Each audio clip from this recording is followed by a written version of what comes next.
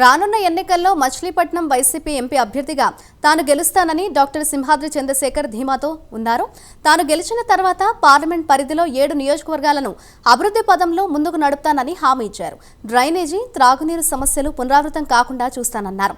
మరోసారి జగన్ను సీఎం చేయడానికి ప్రజలు సిద్ధంగా ఉన్నారు అంటున్న మచిలీపట్నం వైసీపీ అభ్యర్థి డాక్టర్ సింహాద్రి చంద్రశేఖర్తో మా ప్రతినిధి సాంబశివరావు ఫేస్ టు ఫేస్.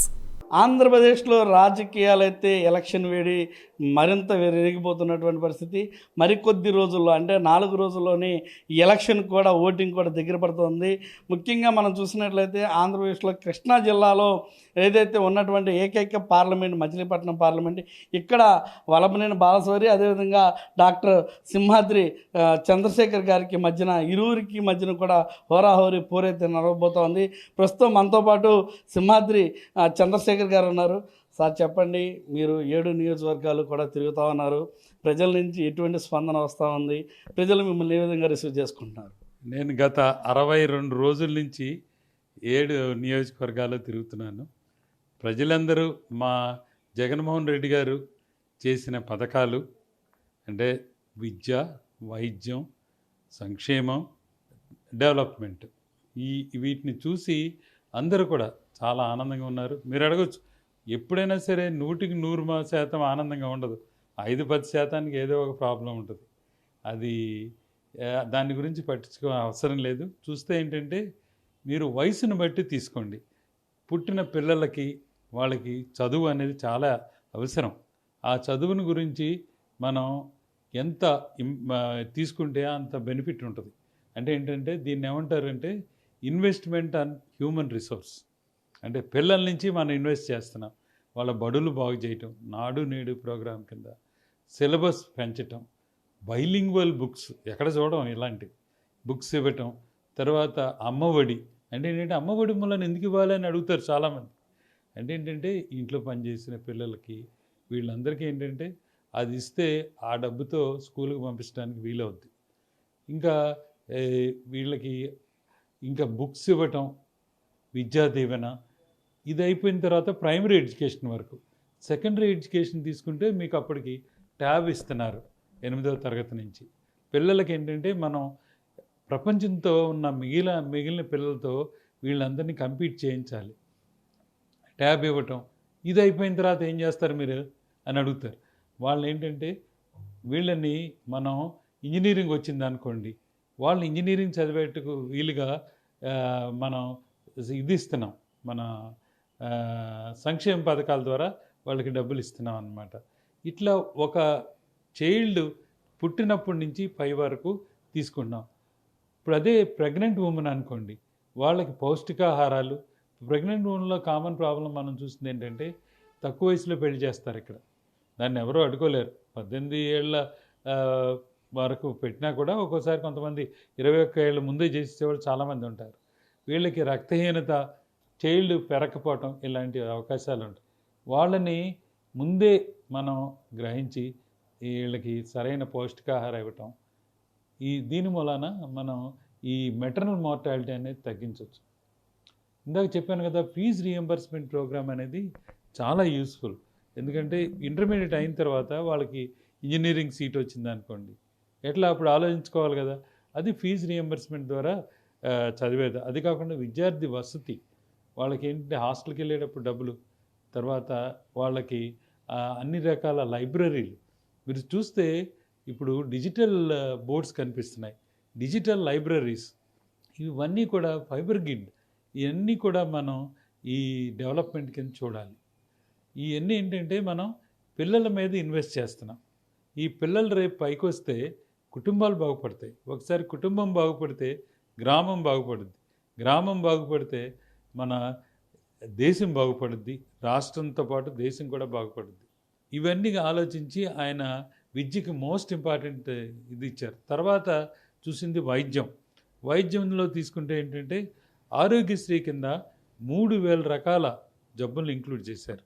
ఈ 3000 రకాల జబ్బులతో పాటు ఈ లిమిట్ ఇంతకుముందు 5 లక్షలు ఉండేది. ఒరిజినల్గా 2 లక్షల నుంచి 5 లక్షలకు పెంచారు. ఆ 5 లక్షల నుంచి 25 లక్షలకు పెంచారు. కొంతమంది అంటారు ఆరోగ్యశ్రీ ఉన్నా కూడా ప్రైవేట్ హాస్పిటల్ చూడరు సరిగ్గా అని. కొంతమంది ప్రజలు కంప్లైంట్ చేస్తారు. వాళ్ళ కోసం మనం 17 మెడికల్ కాలేజీలు ఓపెన్ చేస్తున్నారు. ఈ 17 మెడికల్ కాలేజీల్లో speciality services, super speciality services, ఇది కార్డు ఉన్నా లేకపోయినా ఉచితంగా వైద్యం జరుగుద్ది ప్రభుత్వ హాస్పిటల్లో. మీకు స్పెషలిస్ట్ డాక్టర్లు ఉంటున్నారు. మన దేశంలో స్పెషలిస్ట్ డాక్టర్లు ఎవరు ప్రైవేట్ సెక్టర్లో ఉండరు. ప్రైవేట్ సెక్టర్ ఎందుకంటే ఇన్కమ్ తక్కువ అని. కానీ ఆంధ్రప్రదేశ్లో ఆల్మోస్ట్ స్పెషలిస్ట్ డాక్టర్లు ఆల్మోస్ట్ 50,000 మందిని 52,000 మందిని ఫిలప్ చేశారు. అంటే డాక్టర్లు కానీ, నర్సెస్ కానీ, పారామెడికల్ స్టాఫ్ కానీ. నేను సర్జికల్ ఆంకాలజీ చేసి 23 ఏళ్ళు ఆల్మోస్ట్ గవర్నమెంట్ సర్వీస్లో ఉన్నాను. 22 ఏళ్ళు గవర్నమెంట్ సర్వీస్లో ఉన్నాను. అంటే ఏంటంటే దిస్ ఈజ్ మనం తిరిగి ఇచ్చేయటం. అంటే మనం చేసిన దానికి, మనం ప్రభుత్వం చేసిన దానికి మనం తిరిగి వాళ్ళకి ఇవ్వటం అనమాట. సో ఇట్లా దీన్ని వైద్యం గురించి. తర్వాత సంక్షేమం గురించి చూశారు కదా. ఇవాళ సంక్షేమంలో చేయూత ఇవాళ పడింది. నేను చాలా ఊర్లు వెళ్ళినప్పుడు, ఏంటి సార్ మాకు చేయూత పట్టలేదు, మేము ఓసీలం కాబట్టి ఆపామని చాలామంది అడిగారు. అది కాదమ్మా, ఈ ఎలక్షన్ కమిషన్ కంప్లైంట్ ఇచ్చారు అని చెప్పాం, అయినా వినలేదు. ఇవాళ నిజం తెలిసింది వాళ్ళకి, ఎందుకు చేయూత ఆగింది, ఎందుకు పడింది. అది 14,165 లక్షలు ఇవాళ రిలీజ్ అయింది. అది చూశారు కదా. అంటే ఇది కావాలని చేశారని వీళ్ళందరికీ ఒక అపోహ ఉంది. ఇది కావాలని చేయలేదు, ఇది కొంతమంది కంప్లైంట్ ఇవ్వటం వల్ల జరిగిందని చెప్పినా కూడా వాళ్ళు అర్థం చేసుకునే స్థితిలో లేరు. ఇప్పుడు అర్థం చేసుకున్నారు. మీకు వాలంటీర్ల మీద కంప్లైంట్ ఇచ్చారు, దాన్ని చూశారు కదా. పాపం పెద్దవాళ్ళు ఈ ఎండలో, మండుటి ఎండలో వెళ్ళి అక్కడికి వెళ్ళి తెచ్చుకోవటం, కొంతమంది సొమ్మిసిల్లి పడిపోవటం, ఇవన్నీ చూసాం. అది సచివాలయం నుంచి కాక ఇప్పుడు బ్యాంకుకు మార్చారు. బ్యాంకుకి వెళ్ళి వీళ్ళు తెచ్చుకునేంతగా అంత కష్టం ఇంకెవరికి ఉండకూడదు. అసలు ఆయన మన 75 ఏళ్ల స్వతంత్రంలో ఇంటింటికి వెళ్ళి ఈ పెద్దవాళ్ళకి పెన్షన్ అందించడం అనేది ఇది గొప్ప పని. మనం చూస్తే చాలామంది అనుకుంటారు ఎందుకు ఇవ్వాలి పెన్షన్ అని. ఇప్పుడు ప్రతి వాళ్ళు ధనవంతులు కారు. వాళ్ళకి ఏంటంటే పిల్లలు ఉంటారు, వాడికి 10,000, 12,000, 15,000 జీతం వస్తుంది. వచ్చిన దాంట్లో అమ్మా నాన్నలకు ఎంత పంపించగలడు అనేది మనం ఆలోచించాలి. పంపించింది కుదరకపోతే వాళ్ళ పరిస్థితి ఏంటి? అందుకని అది ఆలోచించి ఈ పెద్ద వయసు ఉన్న వాళ్ళకి పెన్షన్ అనేది, అది కాకుండా బియ్యం, తర్వాత మందులు, ఇవన్నీ కూడా ఉచితంగా రావడంతో వాళ్ళు చాలా ఆనందంగా ఉన్నారు. చాలామంది నేను అడిగాను క్యాంపెయిన్లో, ఎంపీగా నేను చాలా వరకు డోర్ టు డోర్ తిరిగాను కొన్ని నియోజకవర్గాలు. తిరిగినప్పుడు వాళ్ళని అడిగితే ఎవరిచ్చారమ్మా నీకు డబ్బులు అంటే జగన్ ఇచ్చాడు అంది. ఎంత నువ్వు సంతోషంగా చాలా సంతోషంగా ఉన్నాను అంది ఆమె. ఏకవచనంతోనే చెప్పింది. మరి ఆయనకి ఓటు వేస్తామంటే ఆయనకే ఎవరికి వేస్తాను, ఆయన గుర్తేంటి అని అడిగాను, ఫ్యాన్ అని చెప్పింది. అంటే వాళ్ళలో అంతగా నాటుకుపోయిందనమాట. అంటే ఈ వ్యక్తి మనకి ఇంత సాయం చేస్తున్నాడనేది నాటుకుపోయింది. ఇక 4వది అభివృద్ధి అంటాం. అభివృద్ధి అంటే మీరు చూడాల్సింది గ్రామ సచివాలయం. అంటే అభివృద్ధి అనేది ఒక్క సిటీలకే తీసుకోకూడదు. గ్రామంలో, మండలాల్లో, పట్టణాల్లో, వీటిలో తీసుకుంటే గ్రామాల్లో సచివాలయం, రైతు భరోసా కేంద్రం, వెల్నెస్ సెంటర్స్, హాస్పిటల్స్, నాడు నేడు ప్రోగ్రామ్ కింద స్కూల్స్, డిజిటల్ లైబ్రరీస్, ఇవన్నీ అభివృద్ధి కిందకి వస్తాయి. తర్వాత ఇప్పుడు మెడికల్ కాలేజెస్ పట్టణాల్లో తీసుకుంటే పోర్ట్స్, 4 పోర్ట్స్ తయారవుతున్నాయి, అతి వేగంగా అయిపోతున్నాయి. ఇంకా అవి కాకుండా ఫిషింగ్ హార్బర్స్, ఇవన్నీ కూడా డెవలప్మెంట్కి వస్తాయి. అది కాకుండా ఈ గత 5 ఏళ్ళలో వచ్చిన పెట్టుబడులు 1,00,000 కోట్లు పైగా ఆంధ్రప్రదేశ్లో పెట్టుబడులు వచ్చినాయి. అంతకుముందు 32,000 కోట్లే వచ్చినాయి, ఇప్పుడు 1,00,000 కోట్లు పైగా పెట్టుబడులు మనకు వచ్చినాయి. ఏంటంటే ఈ ఇన్వెస్ట్మెంట్ రిజల్ట్స్ అన్నీ మనకి ఒక 5 ఏళ్ల తర్వాత, 10 ఏళ్ల తర్వాత తెలుస్తుంది. తర్వాత అందరూ అంటారు వీళ్ళకి నువ్వు ఎందుకు సాయం చేయాలి, ఎవరో మన ఈ చిన్న చిన్న చిరు వ్యాపారులు, ఆ పక్కన పెట్టుకున్న వాళ్ళకి, మన పళ్ళు అమ్ముకునే వాళ్ళకి, ఈ చిన్న చిల్లర కొట్టు పెట్టుకునే వాళ్ళకి, ఎందుకనంటే వాళ్ళకి అవసరం ఉన్నప్పుడు మనం సాయం చేస్తే వాళ్ళు అప్పు తెచ్చుకునే అవసరం ఉండదు. అప్పు అనేది 2 రూపాయలో 3 రూపాయలో పడుద్ది. ఈ 10,000 15,000 వాళ్ళకి సంవత్సరానికి రావటం, 4 సంవత్సరాలకు వచ్చిన తర్వాత అప్పు తీసుకునే అవసరం లేకుండా దాన్ని ఇన్వెస్ట్మెంట్ చేసి అది పెంచడం ద్వారా వాళ్ళకు వచ్చే ఆదాయాలు పెంచుకొని పిల్లల్ని చదివించుకుంటారు. తర్వాత ఏంటంటే ఇదంతా మళ్ళీ జీడిపి పెరగటానికి కూడా ఉపయోగపడుతుంది. ఇంకా మీరు ఆలోచిస్తే ఇలాంటివి ఎన్నో. రైతు నేస్తం. ఇప్పుడు రైతు నేస్తం అనేది మన ఎకరం 2 ఎకరాలు ఉన్నోడికి ఇంతకు ముందు బ్యాంకులు ఏమో అప్పులు ఊరికినే ఇవ్వవు కదా, పత్రాలు పెట్టుకునో ఏదో ఇస్తారు. రైతు నేస్తం ద్వారా మనం ఇచ్చే 13,500 15,000 వాళ్ళకి పెట్టుబడిదారుగా బాగా ఉపయోగపడుతుంది. పెట్టుబడి పెట్టడానికి కానీ, తర్వాత ముందు ఇనీషియల్గా బండి నడవటానికి ఉపయోగపడుతుంది. కాబట్టి ఇవన్నీ కూడా ప్రజల్లో చాలా వరకు దూసుకుపోయినాయండి. మీరు అయితే ఏదైతే పార్లమెంట్ పరిధిలో తిరుగుతూ ఉన్నారో మీకు గెలుపు ఏ దశలో ఉంది, గెలుస్తారని నమ్మకం ఉందా, ఎన్ని ఓట్లు వస్తాయని మీకు అంచనా వేస్తున్నారు? మేము తప్పనిసరిగా గెలుస్తాం. ఎన్ని ఓట్లు వస్తాయని చెప్పలేను కానీ, ఎందుకంటే నేను సర్వే మనిషిని కాదు, నేనంటే ఎవిడెన్స్ బేస్డ్గా మాట్లాడతాను. 4వ తారీఖుని కానీ చెప్పలేను. అంటే మొత్తం మీద అయితే మీరైతే 7 నియోజకవర్గాలు తిరిగి వచ్చారు. ముఖ్యంగా మీ మదర్ ల్యాండ్ అంటే అవనిగడ్డ నియోజకవర్గం చాలా, అంటే గతంలో సింహాద్రి సత్యనారాయణ గారు మీ తండ్రి గారు అనేటువంటి వారు, ఆయన చేసినటువంటి కార్యాలు కానివ్వండి, వాటన్నిటిని కూడా ఇక్కడ ప్రజలు ఇప్పటికీ మర్చిపోలేనటువంటి పరిస్థితి. వాటిని గురించి ప్రజలు మీ దగ్గర ఏమైనా ఎత్తడం జరిగిందా? అసలు ఆయన చేసినటువంటి అభివృద్ధి ఏ విధంగా ఉంది? ఆ అభివృద్ధి ఫలాలు మీకు ఈరోజు ఏమైనా ఉపయోగపడతాయి? తప్పనిసరిగా ఉపయోగపడతాయండి.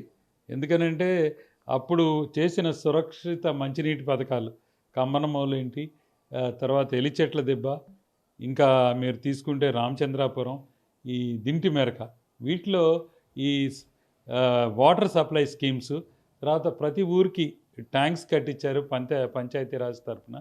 పులిగేడ్లో అప్లిఫ్ట్ ఇరిగేషన్ కట్టించారు. తర్వాత చల్లపల్లి రాజా గారి పొలం 2,900 ఎకరాలు అందరికీ పట్టాలు ఇప్పించారు.